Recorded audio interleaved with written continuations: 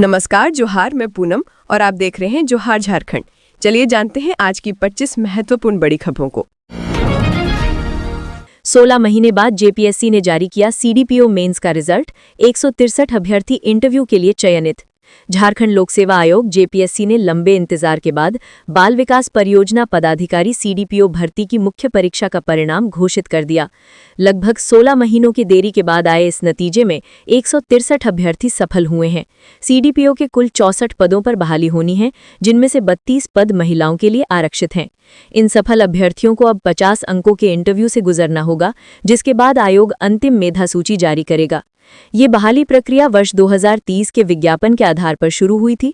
आयोग ने 10 जून 2024 को प्रारंभिक परीक्षा आयोजित की थी और 15 जुलाई 2024 को पीटी का परिणाम घोषित किया। पीटी में 1590 अभ्यर्थियों को सफल घोषित किया गया, जिसके बाद 2 से 4 अगस्त 2024 को मुख्य परीक्षा ली गई। मुख्य परीक्षा में कुल 1511 उम्मीदवार शामिल हुए थे। रिजल्ट में लगातार हो रही देरी से अभ्यर्थियों में नाराजगी बढ़ती जा रही थी। उम्मीदवारों ने आयोग से लेकर सरकार तक कई बार अपनी आवाज उठाई, लेकिन स्पष्ट जवाब न मिलने पर विरोध तेज होता गया। आंदोलन के कड़ी में सोमवार से अभ्यर्थियों ने रांची में भूख हड़ताल शुरू कर दी। उनका कहना था कि लंबी देरी से उनका भविष्य अनिश्चितता में है। अभ्यर्थियों ने परिणाम जारी कराने के लिए राज्यपाल, मुख्यमंत्री और जेपीएससी के अध्यक्ष से भी बार-बार गुहार लगाई। बढ़ते दबाव को देखते हुए आखिरकार सोमवार देर शाम आयोग ने मुख्य परीक्षा का परिणाम जारी कर दिया।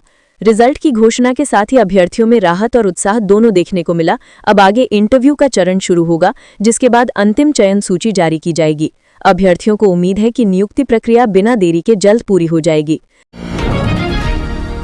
बोकारो में 2 बाइकों के बीच भीषण टक्कर, मौके पर 2 युवकों की दर्दनाक मौत।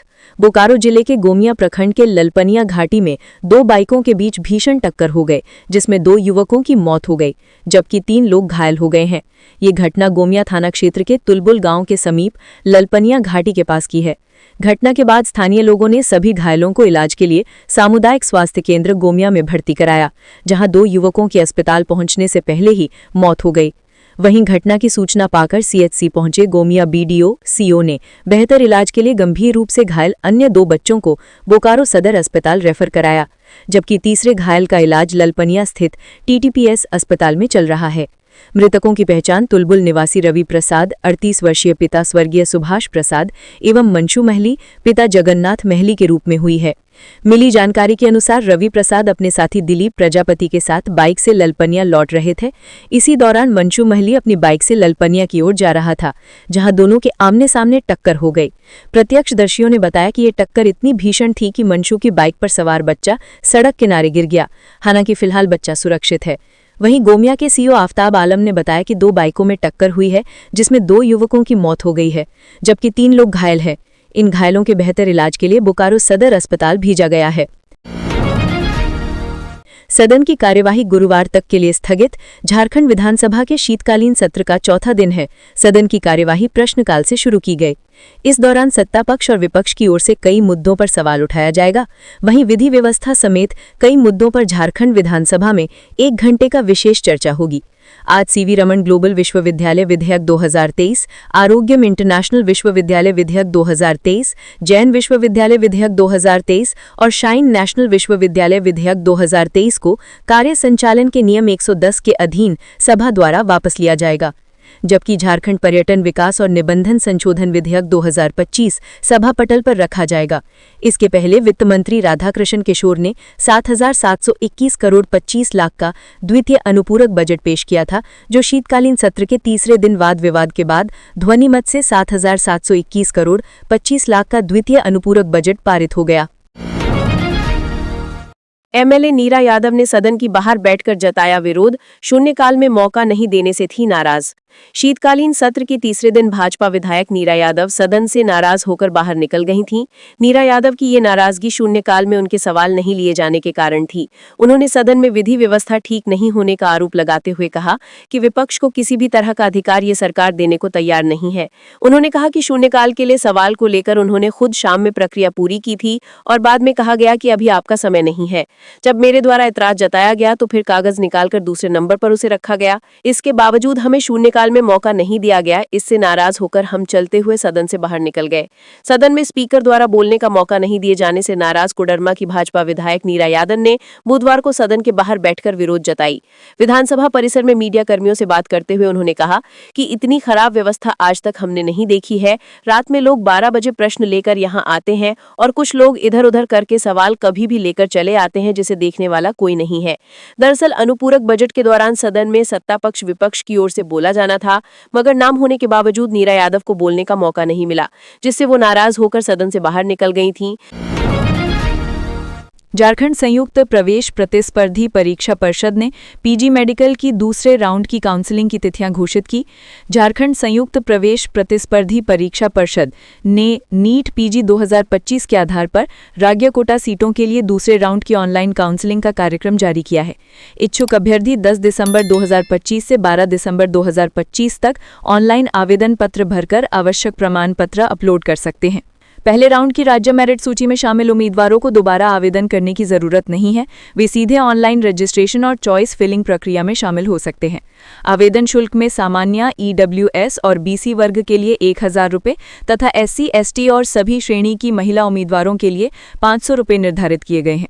काउंसलिंग शुल्क सामान्य श्रेणी के लिए 2000 रुपये और एससी, एसटी व महिला उम्मीदवारों के लिए 1200 रुपये है।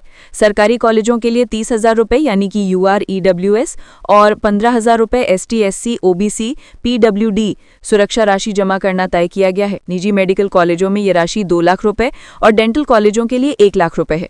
स्ट्रे या मॉपअप राउंड के लिए 50,000 रुपये जमा करने होंगे। जारी किए गए निर्देश में स्पष्ट किया गया है कि यदि आवंटित सीट पर निर्धारित समय में प्रवेश नहीं लिया गया तो सुरक्षा राशि जब्त हो जाएगी। यदि किसी भी चरण में सीट आवंटित नहीं होती है तो ये राशि वापस कर दी जाएगी। पूर्व उत्पाद आयुक्त आईएएस अमित कुमार से शराब घोटाला मामले में चौथे दिन भी पूछताछ।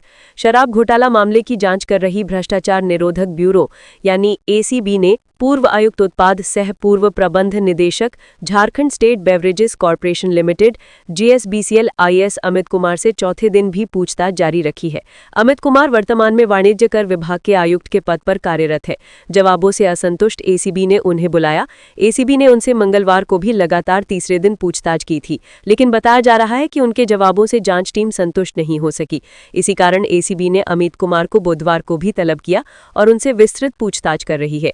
एसीबी के जांच अधिकारी मुख्य रूप से राज्य में मई 2022 में लागू की गई उत्पाद नीति के संदर्भ में सवाल कर रहे हैं। राज्य की नई उत्पाद नीति में छत्तीसगढ़ की उन ब्लैक लिस्टेड प्लेसमेंट एजेंसियों और शराब कारोबारियों को झारखंड में काम करने की अनुमति कैसे दी गई, वैसी कंपनियों को झारखंड के शराब कारोबार में क्यों शामिल किया गया, जिन पर बाद में घोटाले के गंभीर आरोप लगे। एसीबी इन्हीं महत्वपूर्ण बिंदुओं पर आईएएस अमित कुमार से जानकारी जुटाने का प्रयास कर रही है। अब तक एसीबी को उसके प्रश्नों का संतोषजनक उत्तर नहीं मिल सका है। रांची वाराणसी वंदे भारत ट्रेन और नई मेमू सेवा पर दक्षिण पूर्व रेलवे ने दिया जवाब। रांची से वाराणसी वंदे भारत एक्सप्रेस के समय में बदलाव और रांची से लोहरदग्गा सेक्शन में नई मेमू ट्रेन चलाने को लेकर झुर्क सदस्य अरुण जोशी ने दक्षिण पूर्व रेलवे को पत्र लिखा था, जिसके जवाब में दक्षिण पूर्व रेलवे ने बताया कि प्रस्ताव रेलवे बोर्ड को भेजा जा चुका है। रेलवे ने कहा कि रांची वाराणसी वंदे भारत का प्रस्ताव जून 2024 में बोर्ड को भेजा गया था, लेकिन अब तक बोर्ड से कोई निर्णय नहीं लिया गया। इस कारण ये प्रस्ताव फिर से 4 दिसंबर को रेलवे बोर्ड को भेज दिया गया है। साथ ही रेलवे ने नई MEMU train Bardhaman Hatia MEMU का विस्तार को लेकर कहा कि इस मेमू ट्रेन को लोहरदग्गा, टौरी, ताटीसिलवे, नामकुम और डलमा तक चलाने का प्रस्ताव मार्च 2024 में बोर्ड को भेजा गया था, लेकिन इस पर भी बोर्ड की ओर से अभी तक कोई आदेश नहीं मिला है। ये प्रस्ताव भी 4 दिसंबर को वापस से भेज दिया गया है। रेलवे ने आशा जताई है कि जल्द ही इन प्रस्तावों पर निर्णय लिया जाएगा। सुप्रीम कोर्ट ने कहा, नींबू पहाड़ पत्थर खनन की सीबीआई जांच जारी रहेगी। सुप्रीम कोर्ट की 2 सदस्यीय पीठ ने झारखंड के साहिबगंज में नींबू पहाड़ पत्थर अवैध खनन मामले में सीबीआई को जांच करने की अनुमति दे दी है। सुप्रीम कोर्ट ने कहा कि नींबू पहाड़ पत्थर खनन की सीबीआई जांच जारी रहेगी। यह आदेश जस्टिस आलोक राथे और संजय कुमार की पीठ ने सीबीआई की उस याचिका पर दिया जिसमें झारखंड सरकार पर जांच में बाधा डालने का आरोप लगाया गया था। ये मामला साहिबगंज जिले में लगभग 1500 करोड़ के अवैध पत्थर खनन घोटाले से जुड़ा है, जिसकी वर्ष 2022 में ईडी ने जांच शुरू की और जेएमएम के प्रभावशाली नेता पंकज मिश्रा को गिरफ्तार किया। साहिबगंज के स्थानीय निवासी विजय हांसदा ने भी एक याचिका में पंकज मिश्रा, खनन अधिकारियों और खनन माफियाओं की भूमिका की शिकायत की थी। बाद में हांसदा ने आरोप लगाया कि ईडी ने उन पर दबाव डाला और वे अपनी याचिका वापस लेना चाहते हैं, लेकिन झारखंड हाईकोर्ट ने याचिका वापस लेने की अनुमति नहीं दी और सीबीआई को हांसदा के आचरण और आरोपी पक्ष की भूमिका दोनों की जांच का निर्देश दिया था, जिसके बाद झारखंड सरकार और हांसदा ने सुप्रीम कोर्ट में अपील की, ये कहते हुए कि हाईकोर्ट ने केवल आचरण की जांच का निर्देश दिया था, न कि पूरे अवैध खनन मामले की। लेकिन सुप्रीम कोर्ट ने सीबीआई को पूरे मामले में जांच करने की अनुमति देते हुए हाईकोर्ट का फैसला बरकरार रखा। झारखंड राजभवन का नाम बिरसा भवन रखने का प्रस्ताव सरकार ने विसम में पेश किया मसौदा। झारखंड सरकार ने राजभवनों के नाम बदलने को लेकर प्रस्ताव पेश किया। बुधवार को विधानसभा की कार्यवाही के दौरान संसदीय कार्य मंत्री राधा कृष्ण किशोर ने घोषणा की कि अब रांची स्थित राजभवन का नाम बिरसा भवन किया जाए, ताकि भगवान बिरसा मुंडा के योगदान को उचित सम्मान मिल सके। इसके साथ ही दुमका स्थित राजभवन के लिए सिद्धो कान्हू भवन नाम का प्रस्ताव रखा गया है, जो संथाल विद्रोह के महान नायकों सिद्धो और कान्हू मुर्मू की स्मृति को समर्पित होगा। मंत्री राधा कृष्ण किशोर ने सदन में स्पष्ट किया कि राजभवन सरकार की संपत्ति है और संविधान के अनुच्छेद 154 के अनुसार राज्य की कार्यकारी शक्ति राज्यपाल में निहित होती है, इसलिए राज्य सरकार को राजभवनों के नामकरण का पूरा अधिकार प्राप्त है। ज्ञात हो कि केंद्र सरकार ने 3 दिसंबर को देश भर में सभी राजभवनों का नाम बदलकर लोक भवन करने का निर्देश जारी किया था, जिसे झारखंड ने भी लागू किया था। लेकिन अब राज्य सरकार ने उससे अलग अपना प्रस्ताव प्रस्तुत करते हुए स्थानीय महानायकों के सम्मान में नए नाम रखने की दिशा में कदम बढ़ाया है। अबू आवास की दूसरी किस्त में देरी पर विस में हंगामा, सरकार ने आंकड़ों के साथ दिया जवाब। झारखंड विधानसभा में बुधवार को अबुआ आवास योजना की दूसरी किस्त में देरी का मुद्दा प्रमुखता से उठा। विधायक शत्रुघ्न महतो ने कहा कि चालू वित्तीय वर्ष में नए अबुआ आवास स्वीकृत नहीं हो रहे हैं और कई लाभुकों को दूसरी किस्त अब तक नहीं मिली है। इस पर ग्रामीण विकास मंत्री दीपिका पांडे सिंह ने स्पष्ट किया कि राज्य सरकार ने अबुआ आवास योजना के सभी लाभुकों को प्रथम किस्त जारी कर दी है, जबकि दूसरी किस्त का भुगतान चरणबद्ध तरीके से जारी है। अधिकांश लाभुक भुगतान प्रक्रिया में सम्मिलित किए जा चुके हैं। मंत्री ने कहा कि कुछ मामलों में निर्माण कार्य तकनीकी और प्रक्रियागत देरी के कारण धीमा है, जिसकी विभागीय समीक्षा लगातार की जा रही है ताकि लंबित मामलों का त्वरित समाधान हो सके। उन्होंने ये भी बताया कि अबुआ आवास के लिए 24 लाख लोगों ने आवेदन किया है। मंत्री दीपिका पांडे सिंह ने सदन में कहा कि वर्ष 2023-24 और 2024-25 में प्रधानमंत्री आवास योजना राज्य में बंद रही थी। झारखंड सरकार के प्रयासों के बाद चुनाव के बाद केंद्र ने इसे पुनः शुरू किया। आज अधिकांश लोग पीएम आवास की जगह अबुआ आवास लेना चाहते हैं, क्योंकि राज्य सरकार प्रति यूनिट 2 लाख दे रही है और इतनी ही राशि केंद्र से भी मांगी गई है। महंगाई को देखते हुए 1,20,000 में घर बनाना संभव नहीं है और ये बात बीजेपी शासित राज्यों ने भी स्वीकार की है। मंत्री ने कहा कि जैसे जैसे आवास निर्माण पूरा हो रहा है, भुगतान की किश्तें लगातार जारी की जा रही हैं। नेता प्रतिपक्ष के सुझाव पर प्रतिक्रिया देते हुए उन्होंने कहा कि सरकार जनहित के सभी सुझावों पर विचार करेगी और उम्मीद है कि वे भी केंद्र से पीएम आवास की सहायता राशि 2 लाख करने में सहयोग करेंगे, ताकि पूरे देश को लाभान्वित किया जा सके। केंदवाड़ी गैस संकट में जान बचाने के लिए अस्थायी स्थानांतरण एकमात्र समाधान। केंदवाड़ी क्षेत्र में जानलेवा कार्बन मोनोऑक्साइड गैस के खतरनाक रिसाव ने गंभीर संकट पैदा कर दिया है। इस स्थिति का आकलन करने के लिए कोल इंडिया के अध्यक्ष सनोज कुमार झा ने बुधवार को केंदवाड़ी का दौरा और गहन निरीक्षण किया। इस उच्च स्तरीय निरीक्षण दल में कोल इंडिया लिमिटेड के तकनीकी निदेशक अच्युत घटक, बीसीसीएल के सीएमडी मनोज कुमार अग्रवाल, पुटकी सीओ और केंदवाड़ी थानेदार भी शामिल थे। निरीक्षण के बाद कोल इंडिया अध्यक्ष सनोज कुमार झा ने हालात को अत्यंत गंभीर करार दिया। उन्होंने मीडिया से बात करते हुए स्पष्ट किया कि तकनीकी जांच और अधिकारियों से विस्तृत चर्चा के बाद ये साफ हो गया है कि मौजूदा स्थिति में अपने आप सुधार होने की संभावना नहीं है। उन्होंने कहा कि फिलहाल सबसे बड़ा और जरूरी कदम ये है कि प्रभावित लोगों को अस्थायी रूप से सुरक्षित स्थान पर स्थानांतरित किया जाए, ताकि उनकी जान बचाई जा सके। उन्होंने ये भी कहा कि केंदवाड़ी के विभिन्न क्षेत्रों में कार्बन मोनोऑक्साइड गैस की मात्रा बेहद अधिक पाई गई है, जो सीधे तौर पर जानलेवा है। आज की प्राथमिकता केवल और केवल लोगों की सुरक्षा है। उन्होंने जोर देकर कहा कि ये कदम स्थायी विस्थापन नहीं है, बल्कि मौजूदा जानलेवा खतरे से निपटने का एकमात्र उपाय है। अध्यक्ष ने बताया कि प्रभावित परिवारों से व्यक्तिगत रूप से बात की गई है और बीसीसीएल द्वारा खाने, रहने और चिकित्सा की पूरी व्यवस्था की जा रही है और स्थायी राहत केंद्रों में सभी मूलभूत सुविधाएं उपलब्ध कराई जा रही हैं। उन्होंने ये भी बताया कि गैस निकासी और तकनीकी समाधान के प्रयास जारी हैं। कोल इंडिया लिमिटेड के तकनीकी निदेशक अच्युत घटक ने गैस संकट को बेहद गंभीर बताया। उन्होंने आशंका व्यक्त की कि आने वाले समय में समस्या और भी बढ़ सकती है। समस्या के समाधान में 10 दिन, 15 दिन या 1.5 महीना कितना समय लगेगा ये कहना मुश्किल है। स्थानीय लोगों से अपील है कि वे स्थिति की गंभीरता को समझें और स्वेच्छा से सुरक्षित स्थानों पर शिफ्ट हों, क्योंकि आगे चलकर समस्या और भी बढ़ सकती है। निरीक्षण के दौरान स्थानीय लोगों में भारी आक्रोश देखने को मिला। ग्रामीणों ने कोल इंडिया अध्यक्ष से गैस रिसाव रोकने की मांग की।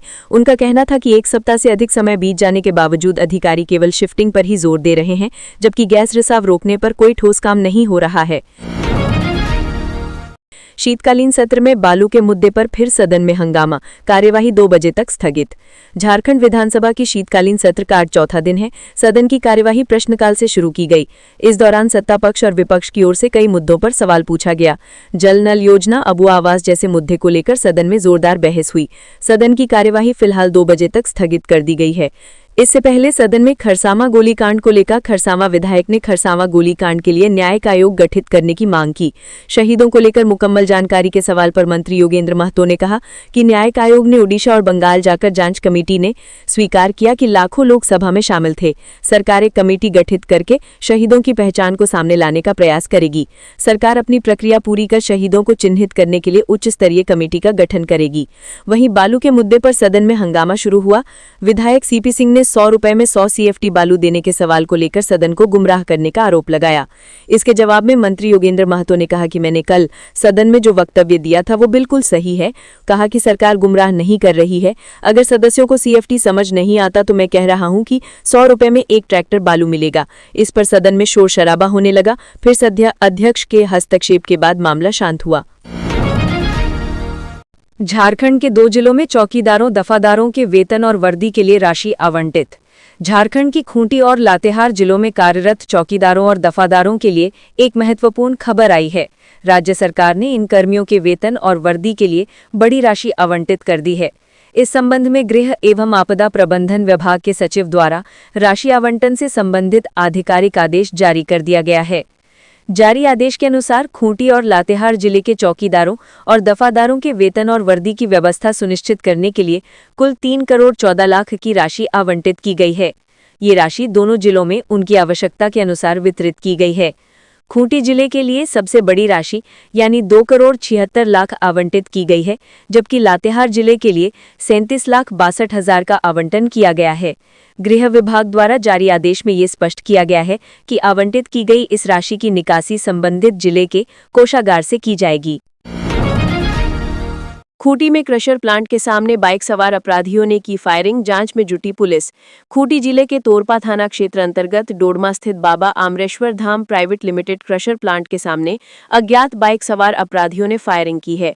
जिस स्थल पर अपराधियों ने वारदात को अंजाम दिया है उस स्थल पर तोरपा पुलिस की पहरेदारी थी और पुलिस की मौजूदगी में अपराधियों ने 3 राउंड फायरिंग की।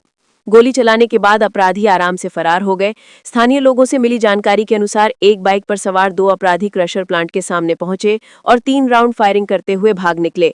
घटना के बाद क्षेत्र के लोगों में दहशत है। ये crusher plant Dodma Biramkel road पर डोडमा चौक से 1 किलोमीटर दूर है। बताया जा रहा है कि किसी राहुल सिंह गैंग नामक आपराधिक संगठन की ओर से कंपनी संचालक को फोन और व्हाट्सएप के माध्यम से धमकी दी गई थी कि प्लांट शुरू करने से पहले मैनेज कर लें। इस धमकी के बाद कंपनी के प्रतिनिधि अशोक धानवा ने इसकी शिकायत तोरपा थाना पुलिस समेत एसपी से की थी। शिकायत मिलने पर पुलिस बल को प्लांट परिसर में तैनात किया गया था। इसके बावजूद अपराधी रात में प्लांट के पास तक पहुंचे और फायरिंग करते हुए फरार हो गए। ये क्रशर खूंटी के प्रवीण जैन उर्फ चुन्नू और रांची के अशोक धानुका का है। इस क्रशर में दोनों का पार्टनरशिप है। घटना के संबंध में तोरपा थाना प्रभारी मुकेश कुमार हेम्ब्रम ने बताया कि घटना की सूचना देर रात मौजूद सिपाहियों ने दी कि कुछ लोग फायरिंग कर फरार हो गए। चूंकि देर रात भारत ने मैच जीता तो लोगों को लगा कि किसी ने पटाखा जलाया होगा। जब तक मौजूद जवान समझ पाते तब तक अपराधी तेजी से भाग निकले। उन्होंने बताया कि गोलीकांड मामले की हर एंगल से जांच की जा रही है। थाना प्रभारी ने बताया कि पुलिस अपराधियों की तलाश में कई जगहों जगहों पर छापेमारी कर रही है। इस घटना को आपराधिक संगठन या किसी नक्सली संगठन ने अंजाम दिया है, ये बात अभी स्पष्ट नहीं हो सकी है, लेकिन क्रशर संचालक के अनुसार कोई राहुल गैंग है। फिलहाल पुलिस मामले की जांच कर रही है। मैट्रिक और इंटर में बेहतर रिजल्ट के लिए कोडरमा जिला प्रशासन की पहल, टॉप 200 छात्रों को कराई जा रही स्पेशल तैयारी। जैक के द्वारा आयोजित 10वीं और 12वीं की परीक्षा में पिछले 3 सालों से कोडरमा लगातार पूरे राज्य में अव्वल रहा है। ऐसे में इस बार भी बेहतर परिणाम आ सके, इसे लेकर टॉप 200 विद्यार्थियों को बोर्डिंग के साथ स्पेशल क्लास की सुविधा उपलब्ध कराई जा रही है। क्लासरूम में बैठकर शिक्षक के जरिए परीक्षा की तैयारी कर रहे ये कोडरमा जिले के वैसे 26 छात्र छात्राएं हैं जिनका चयन बोर्डिंग कम स्पेशल क्लास के लिए किया गया है। यहाँ बच्चों को रहने खाने की सुविधा के साथ 45 दिनों की स्पेशल क्लास दी जा रही है, ताकि पिछले 3 बार की तरह इस बार भी बेहतर परिणाम के साथ कोडरमा पूरे राज्य में टॉप रहे। स्पेशल क्लास के लिए टॉप 200 बच्चों को चयनित करने के लिए जिला स्तर पर एक टेस्ट लिया गया था, जिसके आधार पर चयनित होकर बच्चे यहाँ तक पहुंचे हैं। बागीटांड स्थित पॉलिटेक्निक कॉलेज के पुराने भवन में 45 दिनों का ये स्पेशल क्लास शुरू किया गया है, जिसमें 10वीं के 150 और 12वीं की 50 चयनित बच्चे यहाँ 24 घंटे रह रहे हैं। इन बच्चों के रहने, खाने और सोने का भी विशेष इंतजाम किया गया है। इसके साथ ही इन बच्चों का सिलेबस कंप्लीट करने के साथ ही रिवीजन के लिए भी एक प्लान बनाया गया है, जिसके तहत यहाँ बच्चे आकर परीक्षा की तैयारी कर रहे हैं। परीक्षा की तैयारी के मद्देनजर टॉप 200 बच्चों को जो सुविधा यहाँ मिल रही है, उससे बच्चे भी खुश हैं और उनका उत्साह भी दुगना हो गया है। एक तय रूटीन के मुताबिक सुबह 9 बजे से लेकर शाम 5 बजे तक बच्चों को जिले के सरकारी और गैर सरकारी उच्च कोटि के शिक्षकों के द्वारा पढ़ाया जा रहा है। साथ ही परीक्षा की तैयारी कराई जा रही है। यहाँ परीक्षा की तैयारी कर रहे बच्चों का मानना है कि जो माहौल यहाँ जिला प्रशासन के द्वारा उन्हें उपलब्ध कराया जा रहा है, उससे आगामी बोर्ड परीक्षा में नतीजे और भी बेहतर होंगे। 10वीं और 12वीं की परीक्षा में बेहतर परिणाम का सिलसिला बनाए रखने के लिए कोडरमा जिला प्रशासन ने ये अनोखी पहल की है। निजी बोर्डिंग स्कूलों के तर्ज पर सरकारी स्कूल के चयनित टॉप 200 बच्चों को यहाँ स्पेशल क्लास के जरिए परीक्षा की तैयारी कराई जा रही है। साथ ही यहाँ पढ़ाई जाने वाली सामग्री और वीडियो स्कूलों में पढ़ने वाले बच्चों के साथ साझा किए जा रहे हैं, ताकि बाकी बच्चों की तैयारी भी पूरी हो सके। विधायक नीरा यादव ने गीत गाकर सरकार को याद दिलाए वादे, सत्ता पक्ष ने किया पलटवार। शीतकालीन सत्र के चौथे दिन सदन की कार्यवाही शुरू होने से पहले विपक्ष ने सरकार को जनता से किए गए वादों को याद दिलाने के लिए अनोखे ढंग से विरोध जताया। विधानसभा पोर्टिको में हाथों में तख्ती लेकर सरकार विरोधी नारे लगाए। साथ ही भाजपा विधायकों ने सरकार की कार्यशैली पर सवाल खड़ा करते हुए वादों को पूरा करने की अपील की। इस दौरान भाजपा विधायक नीरा यादव क्या हुआ तेरा वादा गीत गाकर सरकार को कोसती नजर आईं।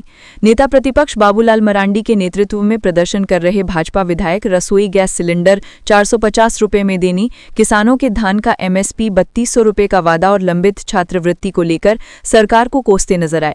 इस दौरान भाजपा विधायक उज्जवल दास ने कहा कि सरकार चुनाव के वक्त जो जनता से वादा किया था उसे पूरा करने में फेल साबित हो रही है। विधायक उज्जवल दास ने कहा कि इस सरकार में युवा, किसान और आम लोग सभी त्रस्त हैं। ऐसे में जो जनता से वादा किया गया था वो सिर्फ धोखा ही धोखा साबित हो रहा है। इन सब के बीच मंगलवार को सदन में बोलने का समय नहीं मिलने से नाराज भाजपा विधायक नीरा यादव सदन की कार्यवाही से अलग रहकर पोर्टिको में काफी देर तक बैठी रहीं। इस दौरान मंत्री इरफान अंसारी उन्हें मनाने पहुंचे, बावजूद वो सदन में नहीं गई। बाद में स्पीकर के हस्तक्षेप पर लुइस मरांडी और पूर्णिमा दास नीरा यादव को मनाने में सफल रहीं, जिसके बाद वो सदन की कार्यवाही में भाग लेने पहुंची। विपक्ष के सवालों के जवाब देने के लिए सत्तारूढ़ दल भी सामने आए। आदिवासी कल्याण मंत्री चमरा लिंडा ने कहा कि जो वादे किए गए थे उसे पूरा किया जाएगा, इसके लिए सरकार कृत संकल्पित है। मंत्री चमरा लिंडा एक बार फिर छात्रवृत्ति को लेकर उठ रहे सवाल का जवाब देते हुए कहा कि इसके लिए केंद्र सरकार दोषी है। उन्होंने खतियान आधारित स्थानीयता को लागू करने की मांग को सही बताते हुए सरकार के द्वारा की जा रही पहल का आश्वासन दिया। साथ ही कहा कि हम लोग इसको लेकर आगे बढ़े, लेकिन इसे उलझाने का काम केंद्र की भारतीय जनता पार्टी की सरकार ने किया। मंत्री ने कहा कि विपक्ष को केंद्र सरकार से पूछना चाहिए कि आखिर OBC आरक्षण और स्थानीय नीति का क्या हुआ। स्वास्थ्य मंत्री डॉक्टर इरफान अंसारी ने भाजपा पर निशाना साधते हुए कहा कि उन्हें केंद्र सरकार से पूछना चाहिए कि 2 करोड़ नौकरी का वादा का क्या हुआ। भाजपा के लोगों को प्रधानमंत्री से पूछना चाहिए कि लोगों को 15-15 लाख रुपए देने के वादे का क्या हुआ। मंत्री ने कहा कि अभी तो हम लोगों को महज 1 साल ही हुआ है। मंत्री इरफान अंसारी ने कहा कि जब जब विधानसभा चलेगी, स्थानीय नीति और OBC आरक्षण जैसे मुद्दे को भारतीय जनता पार्टी लाती रहेगी। मंत्री ने कहा कि जो जनता से वादा किया है उसे पूरा करने का काम जरूर करेंगे। JMM विधायक स्टीफन मरांडी ने कहा कि जनता से जो वादा किया गया था उसे पूरा करने के लिए सरकार प्रतिबद्ध है और उसे पूरा भी किया जाएगा। बहरहाल सियासी बयानबाजी के बीच विपक्ष शीतकालीन सत्र के चौथे दिन पूरे तेवर में दिख रहा है, वहीं सत्ता पक्ष पलटवार करने में भी कोई कसर नहीं छोड़ रहा है। रांची में लोक भवन के सामने कुशवाहा महासभा का धरना, 7 सूत्री मांगों के लेकर चरणबद्ध आंदोलन की चेतावनी। झारखंड में पिछड़े समुदाय के लोगों के लिए सरकारी नौकरियां, शैक्षणिक संस्थानों में 27% आरक्षण, कृषि को उद्योग का दर्जा देने सहित 7 सूत्री मांगों के समर्थन में आज झारखंड कुशवाहा महासभा के बैनर के तले बड़ी संख्या में कुशवाहा समाज के लोगों ने लोक भवन यानी कि पूर्व में राजभवन के समक्ष धरना प्रदर्शन किया। इस धरना प्रदर्शन का नेतृत्व कुशवाहा महासभा के अध्यक्ष हाकिम प्रसाद महतो ने किया।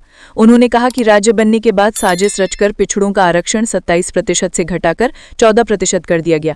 राज्य गठन के बाद ओबीसी की हकमारी और मनमानी शुरू हो गया है। अब राज्य के ओबीसी में जागरूकता आई है और राज्य का कुशवाहा समाज इस आंदोलन का नेतृत्व करेगा। सड़क से लेकर सदन तक हक की लड़ाई लड़ी जाएगी। लोक भवन के समक्ष आज के प्रदर्शन में बड़ी संख्या में महिलाएं भी शामिल हुईं। हजारीबाग से सीपीआई के सांसद रहे भुवनेश्वर प्रसाद मेहता भी बुधवार को झारखंड कुशवाहा महासभा के धरना प्रदर्शन में शामिल हुए। इस दौरान पूर्व सांसद ने कहा कि राज्य में आदिवासियों का आरक्षण बढ़ाया गया, उसे उन्हें कोई आपत्ति नहीं है, लेकिन राज्य बनने के बाद ही झारखंड में ओबीसी का आरक्षण 27% से घटाकर 14% कर देना सही नहीं था।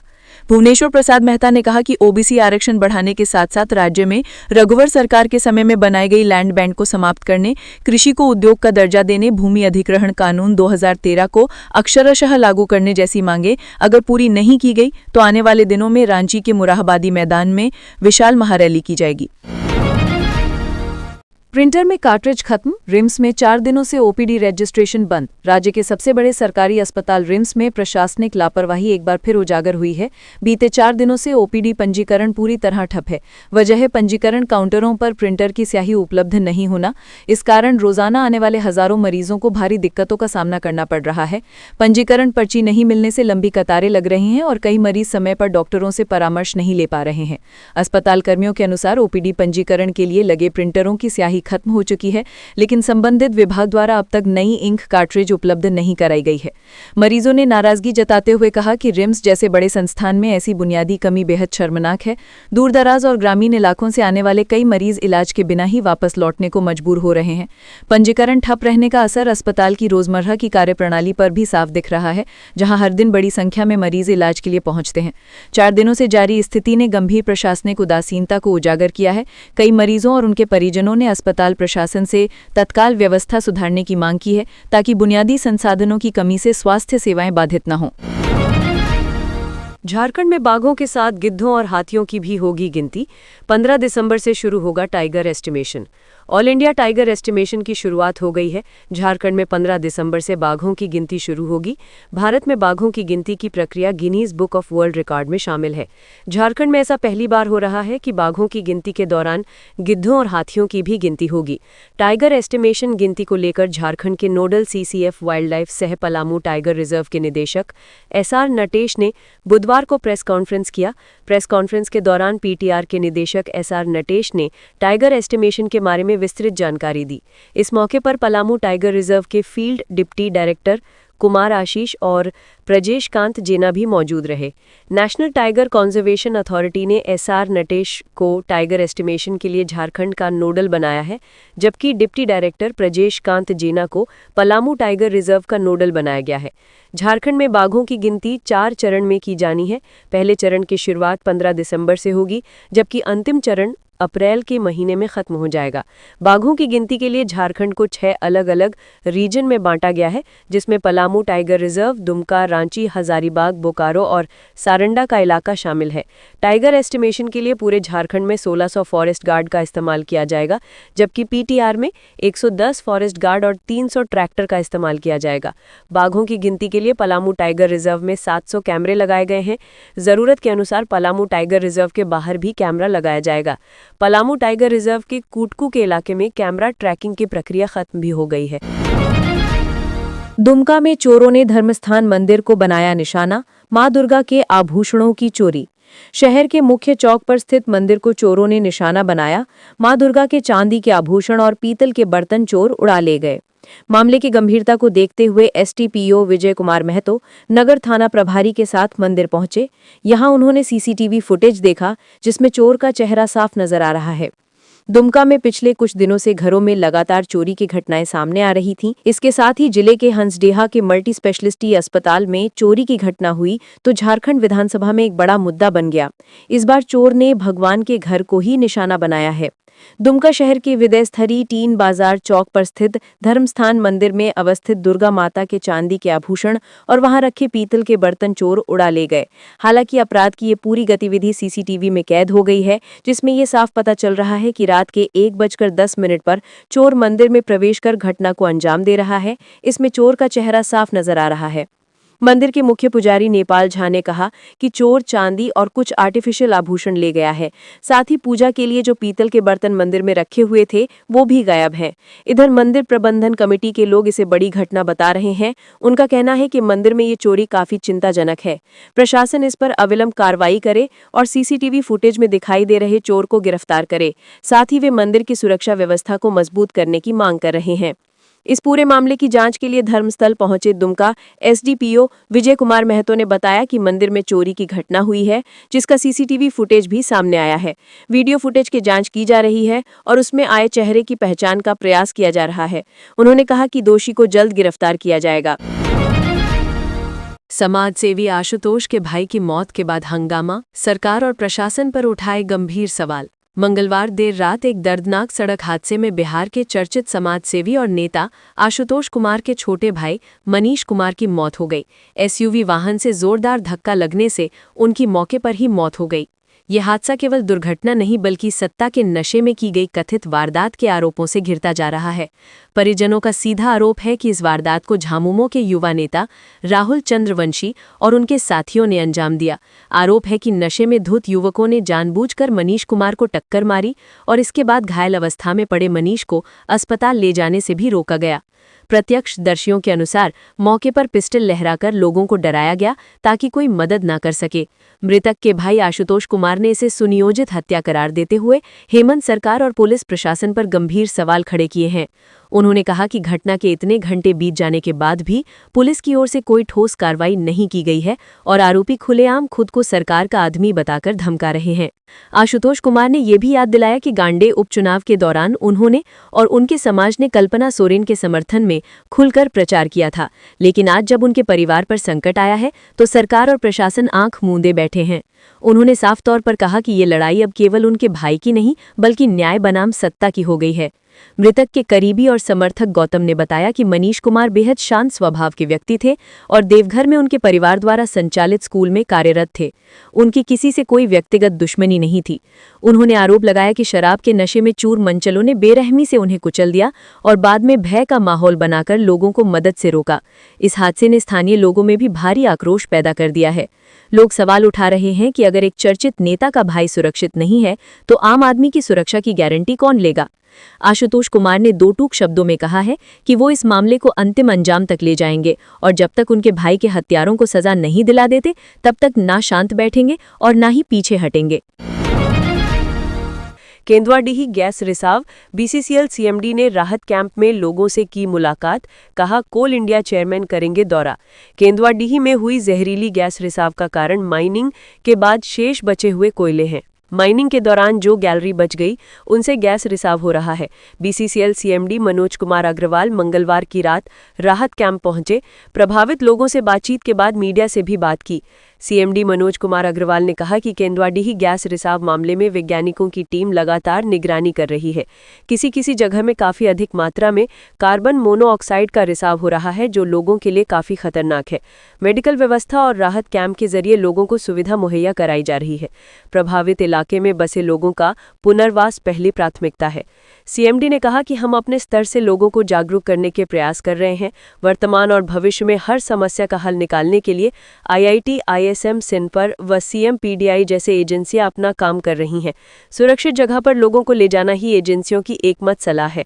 उन्होंने कहा कि बीसीसीएल प्रबंधन एनडीआरएफ के साथ मिलकर इलाके का जायजा ले रही है। गैस पर काबू पाने के लिए फॉगिंग और वाटर स्प्रिंकलिंग इलाके में कराई जा रही है।